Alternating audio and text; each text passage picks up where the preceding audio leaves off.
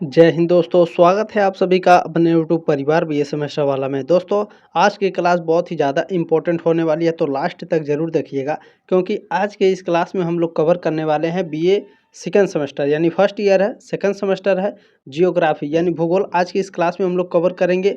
आपके पेपर का नाम है ह्यूमन जियोग्राफी यानी मानव भूगोल आपको पढ़ना है सेकंड सेमेस्टर में, ठीक है।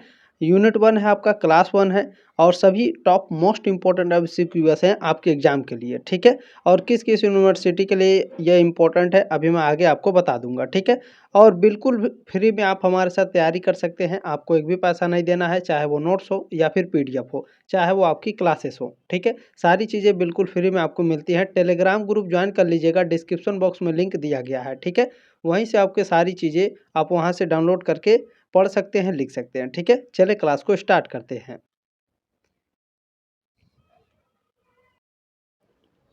चलिए स्टार्ट करते हैं। देखिए, बिल्कुल फ्री बैच आप लोगों के लिए बाबू, ठीक है। आपको एक भी पैसा नहीं देना है। बीए सेमेस्टर वाला आपके साथ है, चिंता करने की कोई आवश्यकता नहीं है, ठीक है।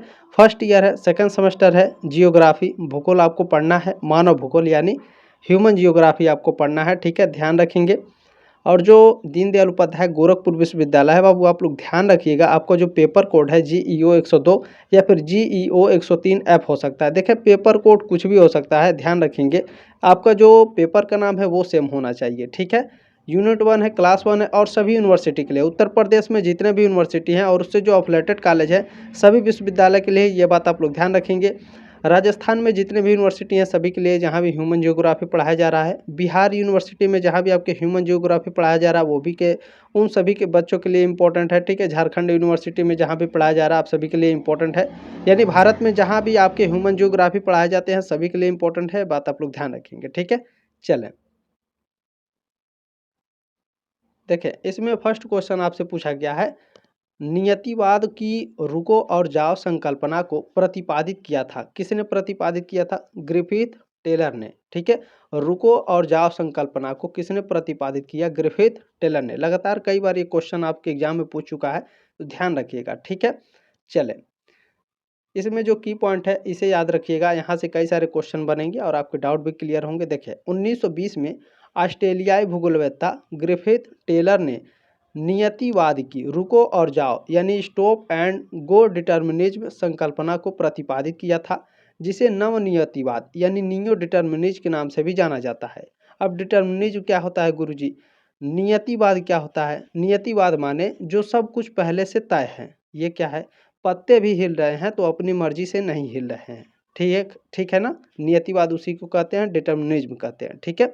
अच्छा, ध्यान रखेंगे, आपके एग्जाम में पूछ सकता है कि ग्रिफिथ टेलर किस देश के भूगोलवेत्ता थे? तो ऑस्ट्रेलियाई भूगोलवेत्ता थे, ठीक है। ये बात ध्यान रखेंगे। स्टॉप एंड गो डिटर्मिनिज्म की जो संकल्पना है इन्होंने कब प्रतिपादित किया था? 1920 में, ठीक है। चले, अच्छा, जो रुको और जाओ संकल्पना है इसको यानी स्टॉप एंड गो जो डिटर्मिनिज्म है इसको अन्य किस नाम से जाना जाता है? इसे नवनियतिवाद यानी नियो डिटर्मिनिज्म के नाम से भी जाना जाता है, ठीक है। इसके दो नाम है। चले, नेक्स्ट क्वेश्चन है, देखिए एल्सवर्थ हटिंगटन थे अमेरिका से, फ्रांस से, जर्मन से या फिर यूके से? देखिए इसी क्वेश्चन को ऐसे आपसे एग्जाम में पूछ सकता है, ठीक है। यानी जो ग्रिफिथ टेलर हैं ये थे, कहाँ से थे? ऑस्ट्रेलियाई भूगोलवेत्ता थे, ठीक है। बिल्कुल इस तरह से आपके एग्जाम में क्वेश्चन पूछेगा। चले, ठीक है, इसे ध्यान में रखेंगे। तो एल्सवर्थ जो हटिंगटन थे ये अमेरिकी भूगोलवेत्ता थे, ठीक है। फर्स्ट ऑप्शन आपका करेक्ट है क्वेश्चन नंबर दूसरे का।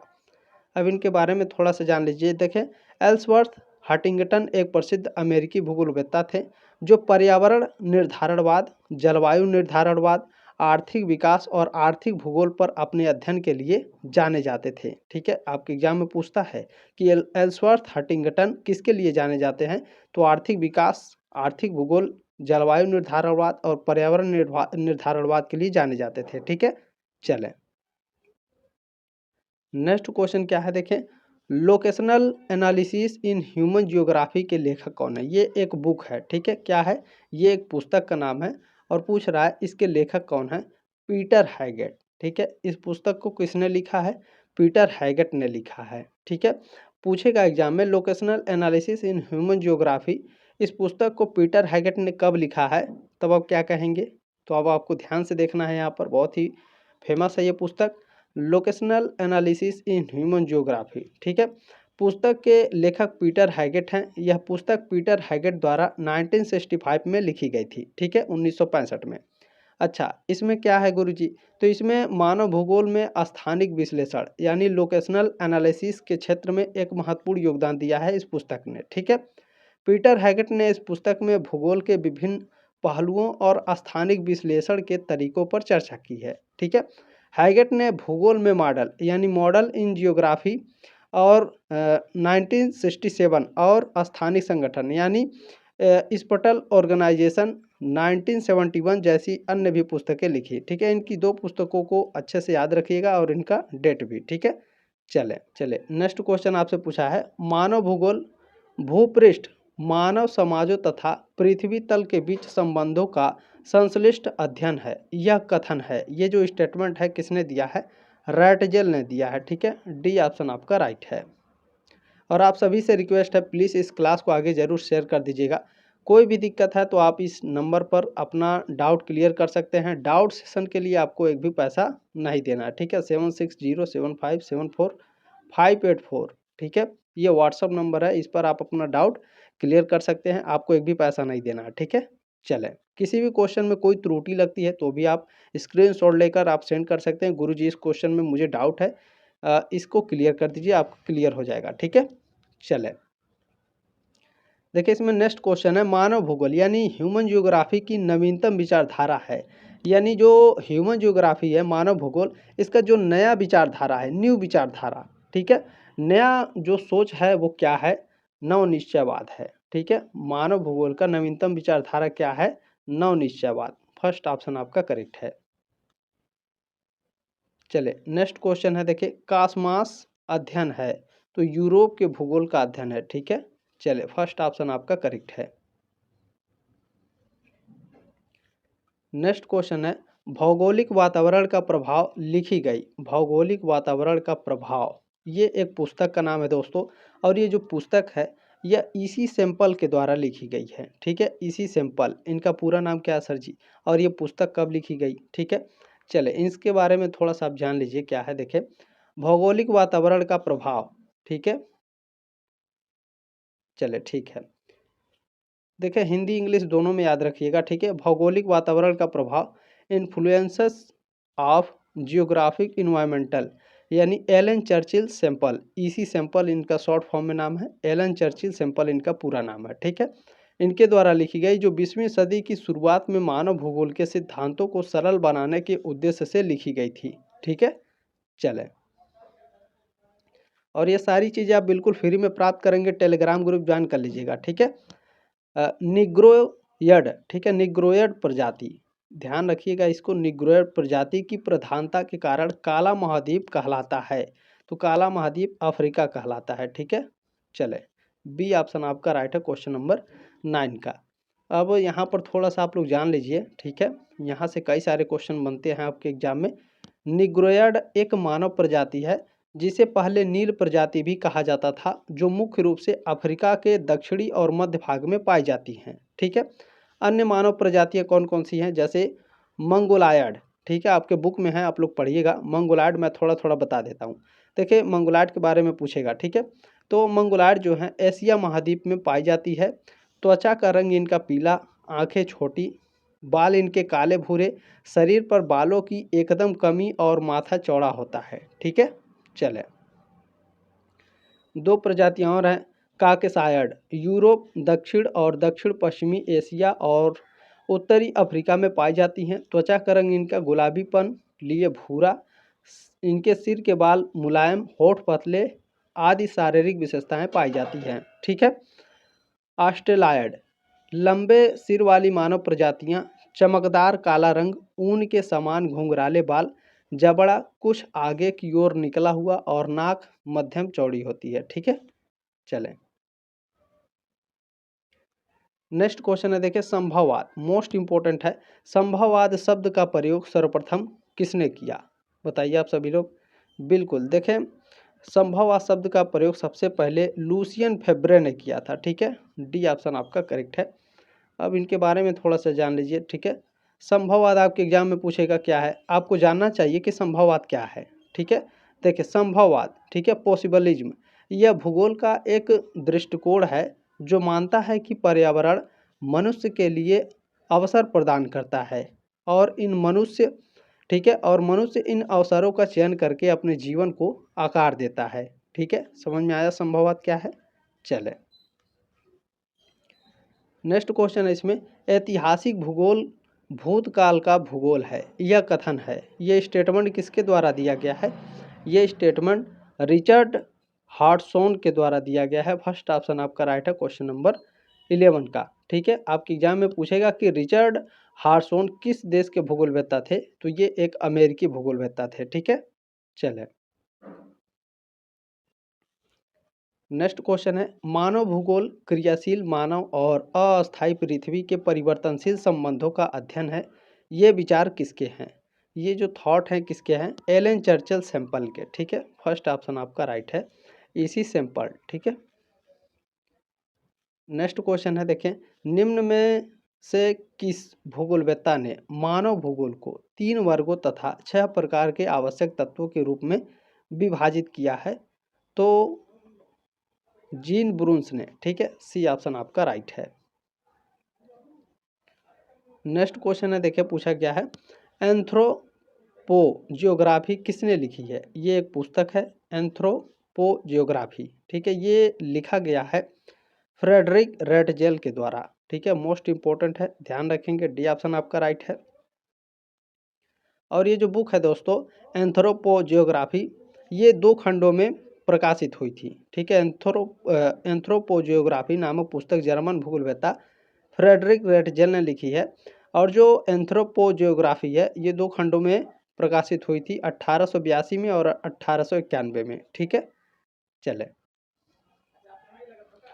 नेक्स्ट क्वेश्चन है, देखें मानव भूगोल यानी ह्यूमन जियोग्राफी का केंद्र बिंदु है, तो जो मनुष्य होता है वो मानव भूगोल का केंद्र बिंदु होता है ह्यूमन जियोग्राफी का। ठीक है, बी ऑप्शन आपका राइट है। नेक्स्ट क्वेश्चन क्या है, देखें मानव प्रजातियों का प्रवास कटिबंध सिद्धांत प्रतिपादित किया गया था। प्रवास कटिबंध सिद्धांत क्या है गुरुजी, ये बता दीजिए। बिल्कुल बताएंगे, मानव प्रजातियों का प्रवास कटिबंध जो सिद्धांत है ये प्रतिपादित जो किया गया था, ये ग्रिफिथ टेलर के द्वारा प्रतिपादित किया गया था। आप इसे याद रखिएगा, बस इतना। ठीक है, प्रवास कटिबंध सिद्धांत ग्रिफिथ टेलर। ठीक है, क्योंकि आप लोग जब एग्जाम हॉल में बैठते हैं तो भूल जाते हैं, तो इसी पर गोला लगाना है, ध्यान रखिएगा। प्रवास कटिबंध सिद्धांत ग्रिफिथ टेलर। अब इसके बारे में जान लीजिए, प्रवास कटिबंध सिद्धांत क्या है।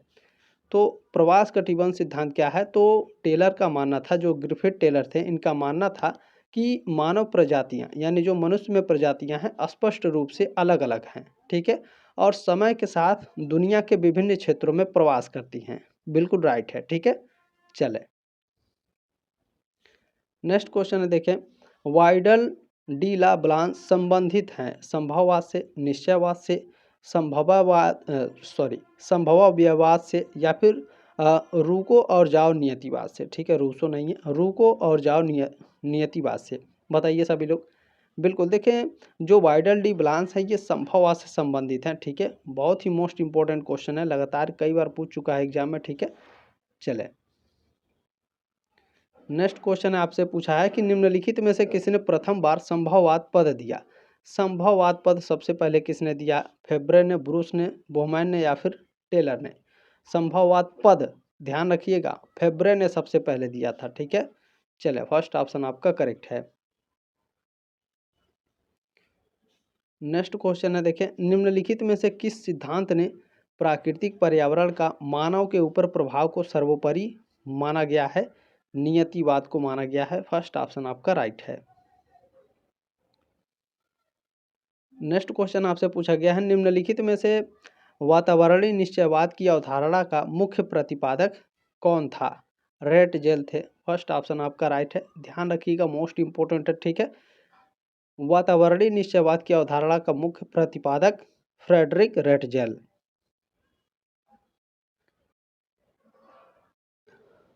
21 नंबर क्वेश्चन देखिए, आपसे पूछा है कि वातावरण नियतिवाद की विचारधारा का जन्म किस देश में हुआ। वातावरण का वातावरण नियतिवाद की विचारधारा, ठीक है, इतना याद रखिएगा, का जन्म किस देश में हुआ है?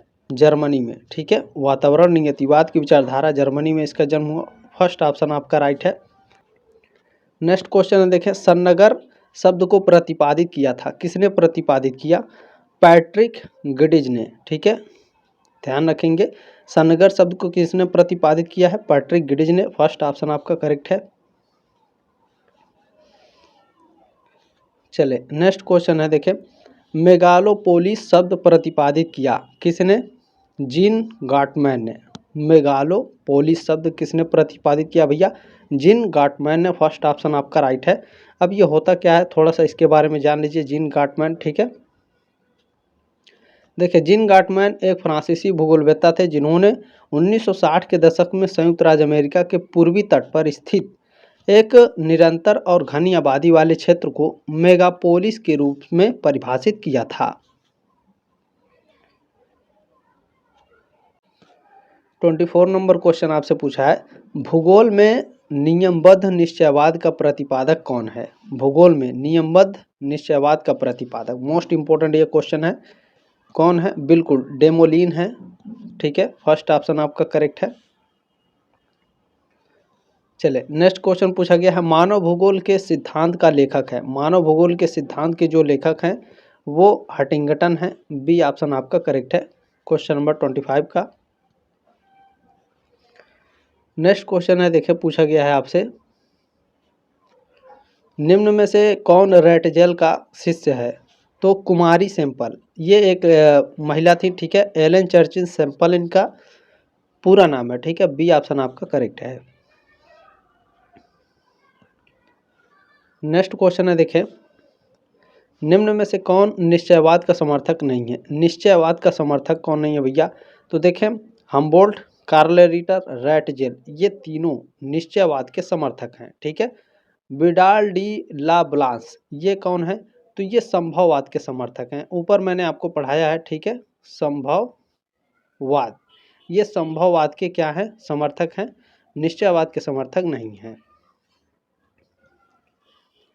नेक्स्ट क्वेश्चन क्या है, देखें, निम्न में से किसी, ठीक है, भौगोलिक पर्यावरण तथा मानवीय क्रियाकलापों से संबंधित उनके विचारों के लिए जाना जाता है। किसको जाना जाता है? एल्सवर्थ हटिंगटन को। बी ऑप्शन आपका राइट है। नेक्स्ट क्वेश्चन आपसे पूछा गया है, एच.जे. फ्यूलर की रचनाएं हैं, human geography in western Europe, the world and it's people, समाज और वातावरण की समस्याएं, ये सभी एल.जे. फ्यूलर की रचनाएं हैं। डी ऑप्शन आपका राइट है। चले नेक्स्ट क्वेश्चन क्या है, मानव भूगोल की समस्याएं प्रमुख ग्रंथ है, ये पुस्तक है, ठीक है, ये एक बुक है, मानव भूगोल की समस्याएं। और इस बुक को लिखा किसने है? डिमाजिया ने लिखा है। किसने लिखा है? डिमाजिया ने मानव भूगोल की समस्याओं को लिखा है। बी ऑप्शन आपका राइट है। अब इनकी कुछ महत्वपूर्ण पुस्तकें हैं, देखें, अल्बर्ट डिमाजिया फ्रांस के प्रसिद्ध भूगोलवेत्ता थे। डिमाजिया विडाल डी ला ब्लांस के शिष्य थे, ठीक है, ये पॉइंट याद रखिएगा, भूलिएगा नहीं। देखिए, पिकार्डी 1905 में इन्होंने लिखा था। मानव भूगोल की समस्याएं 1942 में। ब्रिटिश साम्राज्य औपनिवेशिक भूगोल में एक अध्ययन 1925 में इन्होंने लिखा था, ठीक है।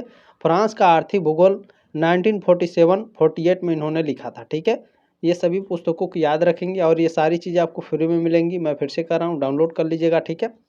मानव भूगोल के दृश्य सर्वत्र वातावरण से संबंधित होते हैं, जो कि स्वयं भौतिक दशाओं का एक योग होता है। यह परिभाषा दी है, इस परिभाषा को रेटजेल महोदय ने दी है। सी ऑप्शन आपका राइट है।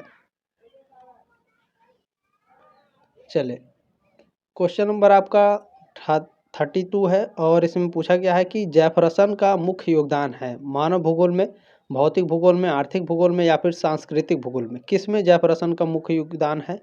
बिल्कुल, देखिए, मानव भूगोल में इनका मुख्य योगदान है। फर्स्ट ऑप्शन आपका राइट है।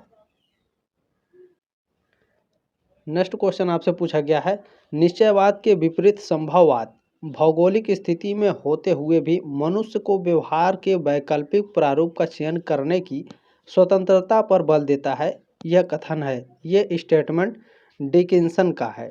डी ऑप्शन आपका राइट है।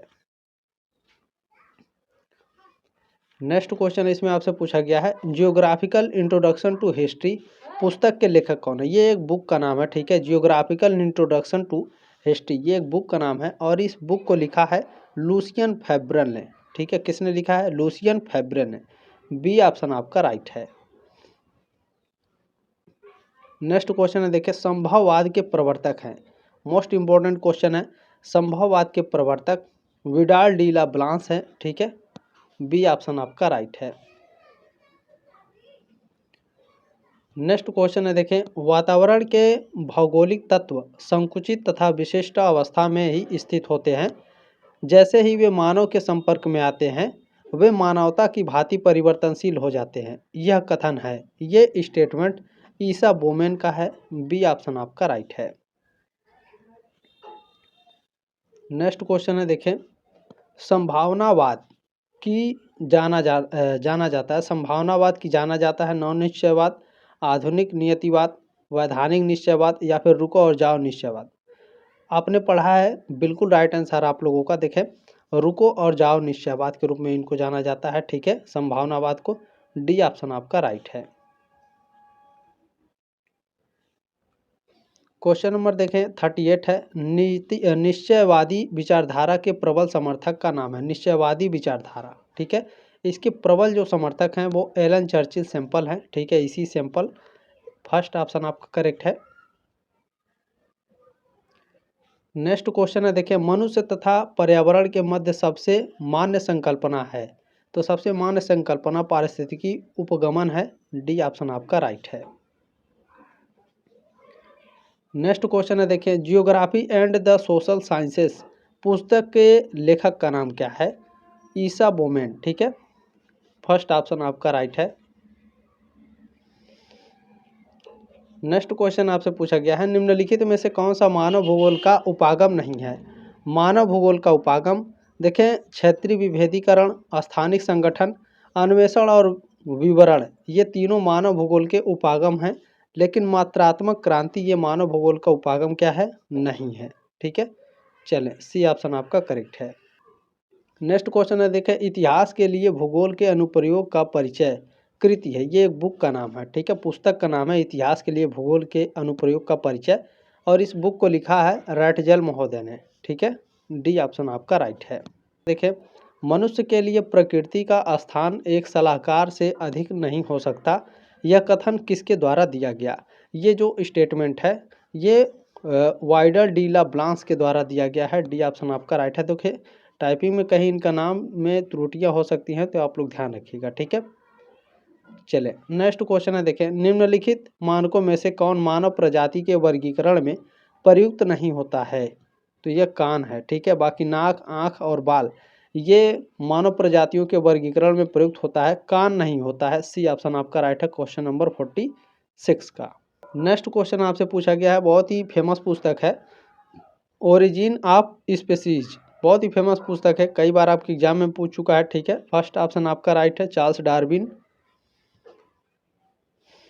नेक्स्ट क्वेश्चन है, देखें किस विचारधारा के अंतर्गत समानतः मानव को एक निष्क्रिय कारक समझा गया है जो पर्यावरण कारकों से प्रभावित होता है?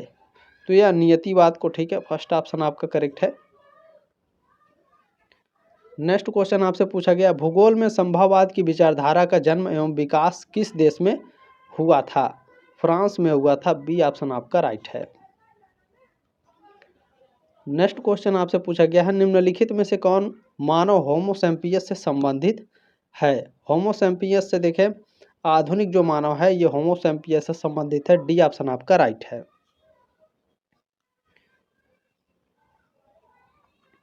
नेक्स्ट क्वेश्चन है पेकिंग मानव के अवशेष कहाँ पाए गए? मोस्ट इंपोर्टेंट क्वेश्चन है पेकिंग मानव, ठीक है। इसके जो अवशेष हैं ये चीन में पाए गए हैं। अच्छा गुरुजी, चीन में पाए गए हैं तो चीन में किस जगह पाए गए हैं?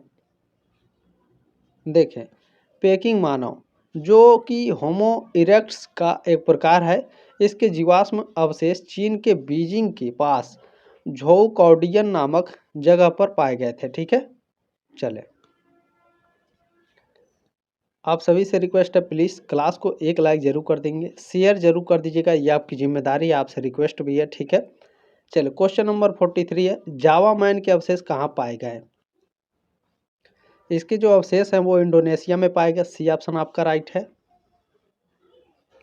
ध्यान से देखेंगे, जावा मैन होमो इरेक्ट्स, इसके अवशेष इंडोनेशिया के जावा द्वीप पर सोलो नदी के किनारे ट्रिनिन नामक स्थान पर पाए गए थे। क्लास कैसा लगा है कमेंट करके जरूर बताएंगे। जल्द मिलेंगे आपके नेक्स्ट क्लास में, तब तक के लिए जय हिंद, वंदे मातरम।